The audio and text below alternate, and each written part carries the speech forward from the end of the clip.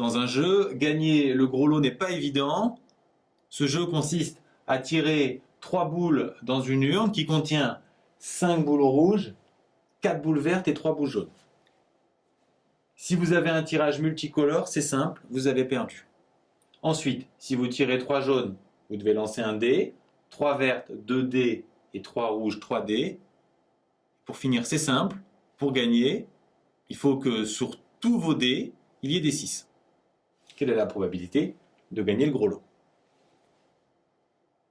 L'énoncé est un peu spectaculaire, mais en fait, il y a 3 possibilités pour gagner. On tire 3 boules jaunes et avec le dé, on fait un 6. Ou alors, on tire 3 boules vertes et avec les 2 dés, on fait 2 6. Ou alors, on tire 3 boules rouges et avec les 3 dés, on fait 3 6.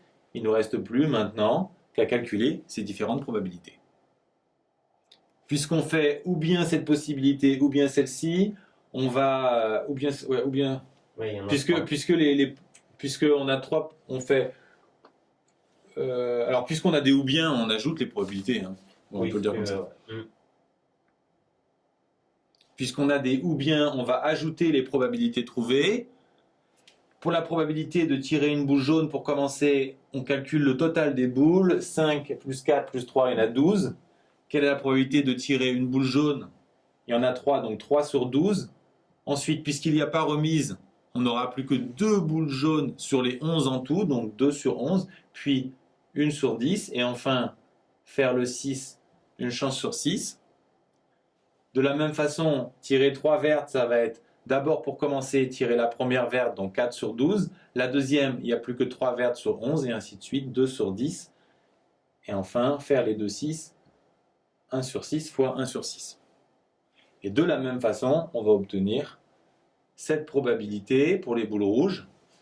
Enfin, vous faites l'application numérique et vous trouvez moins de 1%, mais finalement, vous n'êtes pas forcément déçu car vous n'avez pas forcément envie de gagner ce gros lot. Deuxième exercice.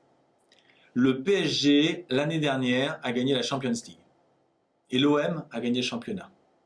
Tous les deux sont qualifiés en quart de finale de la Champions League. On a mis les noms des 8 qualifiés dans une urne. Quelle est la probabilité d'un tirage OM-PSG? Inutile de partir dans des calculs compliqués avec des urnes. Il faut tout simplement penser que, par exemple, si vous prenez le PSG, il a autant de chances de rencontrer les 7 autres qualifiés. On a une situation d'équiprobabilité. Donc, il a une chance sur 7 de rencontrer l'OM.